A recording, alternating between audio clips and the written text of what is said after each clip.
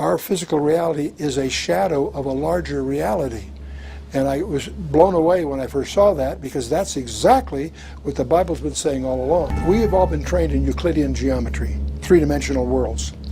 Einstein made scientific history by recognizing that we really live in 4 dimensions by adding time to the mix. Time is a physical property. We know that we live in at least 10. That's the current dimensions. 4 of them are directly we can experience them. But we know there's 6 others that we can't get at directly, but we know we can infer their existence mathematically. What makes that provocative to people who've discovered that is that a Hebrew sage by the name of Nachmanides, back in the 13th century, predicted that from studying the text of Genesis. He concluded that our universe has 10 dimensions, only 4 are knowable, to use his term, and 6 are not knowable to us. And I find that fascinating, because we've spent hundreds of millions of dollars on atomic accelerators to discover what Nachmanides did by studying the text. So the 10, some say 11, there's some debates among mathematicians about details, but there's awareness within the advanced scientific community that we live in more than just the 4 dimensions that we directly experience. If we take those things that are larger than us, larger than man's reach, and just lump that and call that the macrocosm, we suddenly are confronting astronomy, astrophysics, those kinds of things. The great discovery of 20th century science is that the universe is finite. It may be expanding, but it's finite. And that has staggering implications. That means it has a beginning, and it'll ultimately have an end. And that's what gives rise to these conjectures that go under the label of the Big Bang theories. There's 4 of them. None of them quite satisfactory, but that's the common conjecture, if you will. The point being, that's an acknowledgement of the fact that we're dealing with a finite universe that had an origin. But the fact that it's finite is my point at the moment. If we go the other way, looking at what's smaller than man, call that the microcosm, that gets even weirder, because you and I would think that if we took, say, a length, a piece of string or something, and we cut it in half, we would take whatever we have left and cut it in half again. And at least, maybe not physically, but conceptually, you think we could, whatever we have left, we can cut in half. It turns out, we discover, shockingly, that when you get 10 to the minus 33 centimeters, and you try to divide that, what we have there loses a property called locality.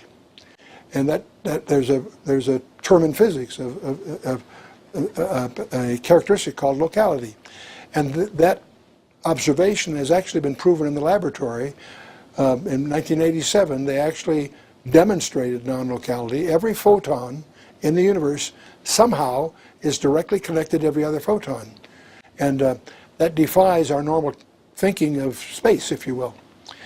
But the point I'm getting at is, we live in what we call physical reality has a limit in smallness, and we call it the Planck wall, because whether it's length, mass, energy, or time, it's made up of units that you can't divide. So there's a limit to smallness. There's a limit to largeness. So what we discover what we call physical reality is a digital simulation. And there was an article in Scientific American, June of 2005, which was dealing primarily with the fact that constants in physics seem to be changing, but they make the observation that's profound, that if the constants of physics are changing, that implies that our physical reality is a shadow of a larger reality. And I was blown away when I first saw that, because that's exactly what the Bible's been saying all along. And so that leads to a conjecture that the universe, created with 10 dimensions, something occurred to restrict us to the 4 that we experience. Many of us, because of passages in the Bible, Romans 8, and that in Genesis 3, when God declares war because of the fall of man, the creation was made subject to the bondage of decay, the entropy laws and all of that. Apparently we're somehow tied to God's curse on everything we know about the creation is post-curse. Prior to the curse, it may have had 10 dimensions, and for someone it was fractionated. So that some of us tend to regard those 6 inaccessible dimensions as the domain of things like angels, the domain of paranormal behavior.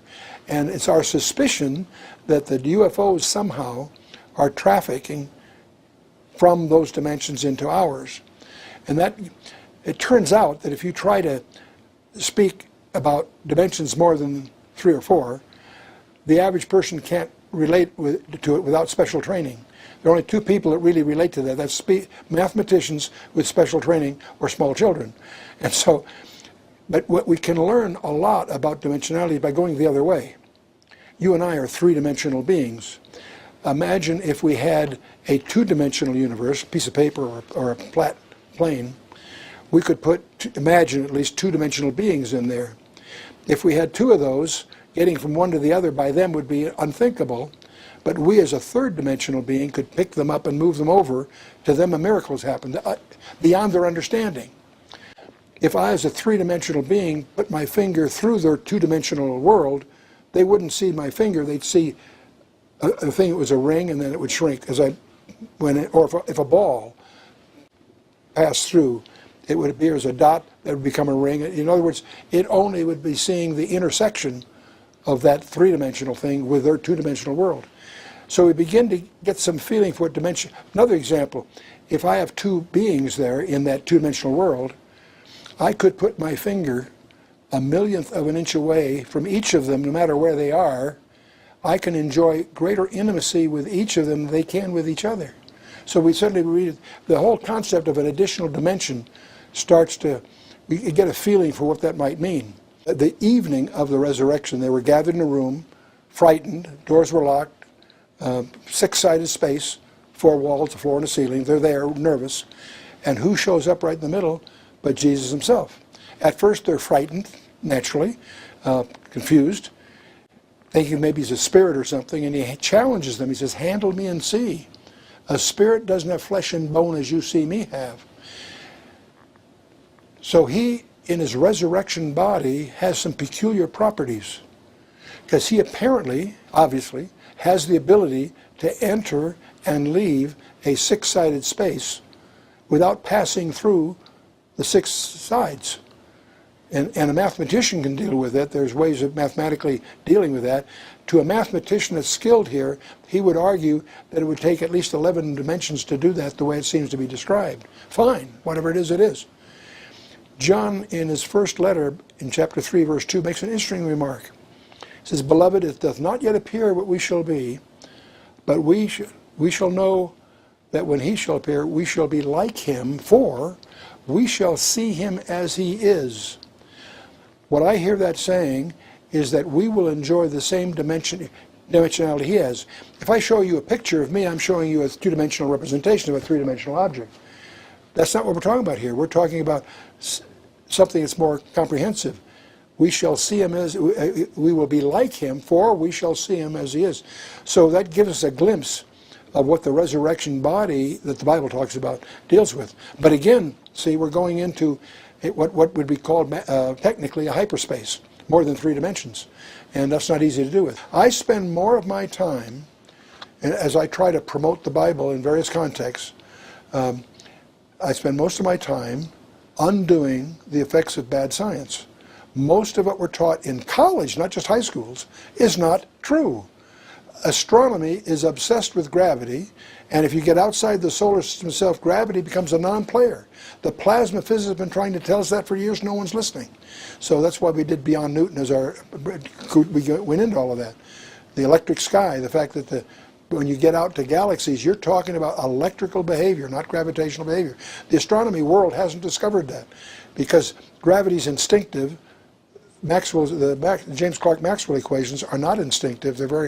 It takes very special study. They behave very different. And that's what David Bohm got coming out of the plasma world, became so fascinated with, and he's the one that predicted at least the possibility that the universe may be really some kind of super hologram. And now they're beginning to get some suggestive evidence that that may be true. But again, the scientific community continually, well, I should put it the other way, our educational establishment continues to feed the kids stuff that is just not true. The nebular hypothesis, the birth of the planets, provably not true, and yet it's still taught at the college level. If you take a course in astronomy, you'll get exposed to the so-called nebular hypothesis. And not that it's shreddable, it's mathematically impossible. You've got 99% of the mass is in the sun, and yet 99% of the angular momentum in the planets. How do you get there? It turns out you can't. They were brought here. And what's so interesting, as we learn more of good science, it's converging to the very image the Bible tells in the first place. The 4 dimensions that Einstein discovered are listed in Ephesians 3:18. And you could go on, example after example. The zero-point energy. Some of the most advanced concepts in the field of astrophysics are in the Bible, but just not recognized because of that disjuncture.